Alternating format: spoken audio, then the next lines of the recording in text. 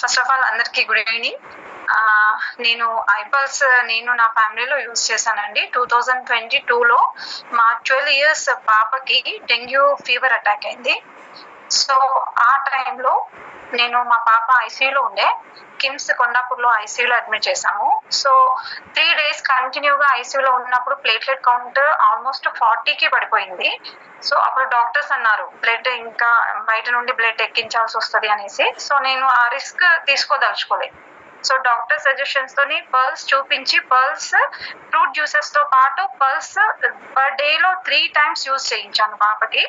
So అప్పుడు immediate గా పాప నెక్స్ట్ డే పాప కౌంట్ అనేది 40,000 ఉంది, అలాగే స్టేబుల్ అయిపోయి 2 days తర్వాత ప్లేట్లెట్ కౌంట్ 60,000 కి ఇంక్రీజ్ అయింది.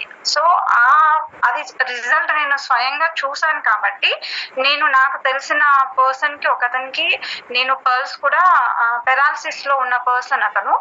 సో లేని పరిస్థితుల్లో ఉన్నప్పుడు ఆ పర్సన్ కి నేను ఇచ్చాను.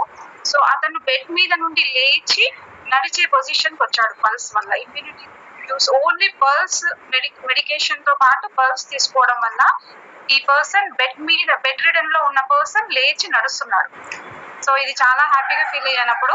నా ఇంట్లో రిజల్ట్ కంటే కూడా బయట వాళ్ళకి వచ్చిన రిజల్ట్ ని చూసి చాలా హ్యాపీగా ఫీల్ అయ్యాను. థ్యాంక్ యూ అండి.